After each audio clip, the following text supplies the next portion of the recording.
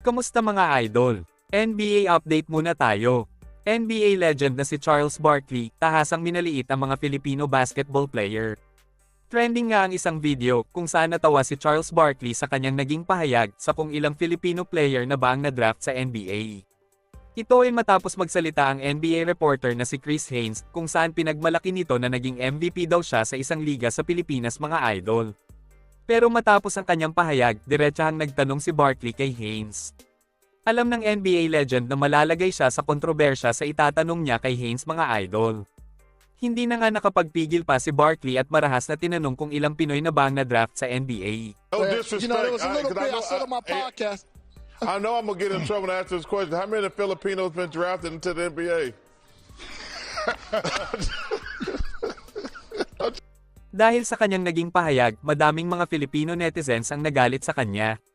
May ilan naman ang sumang ayon kay Barkley dahil totoo naman daw ang kanyang mga sinabi. Maging si Stephen Smith na kasamahan ni Barkley sa NBA Sports Center ay binatikos din ang kanyang naging pahayag mga idol.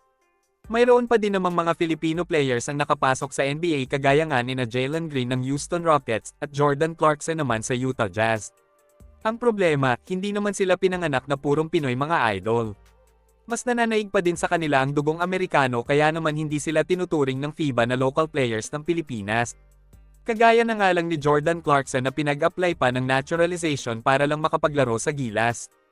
Ibig sabihin ay hindi siya kinokonsidera na Pilipino local player. Samantala, makailang beses namang sumubok si Kai Sotto na pasukin ng NBA pero hindi siya pinalad mga idol. Siya na sana ang babasag sa record na kauna-unahang pure-blooded Pinoy na na-draft sa NBA.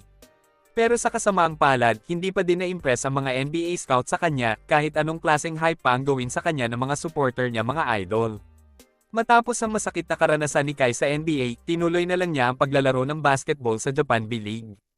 Mayroon pa naman tayong natitira na pambato na Pinoy basketball player na posibleng makapasok sa NBA sa mga susunod na taon. Ito nga ay sa katauhan ni Kevin Kiambao ng DLSU Green Archers. Naging trending nga noong mga nakaraang buwan si Kiambao matapos lumabas ang balita na iniimbitahan siya ng New York Knicks na sumali sa NBA Summer League ngayong taon.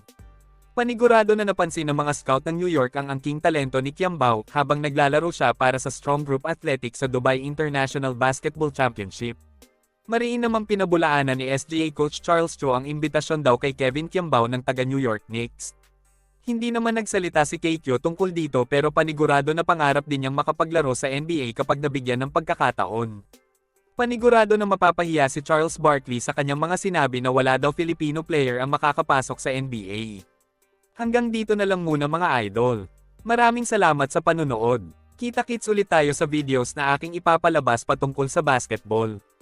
Kung bago ka pa lang sa channel ko, please consider to subscribe at huwag kalimutan pindutin ang like at notification bell button para updated ka sa videos na aking ipapalabas.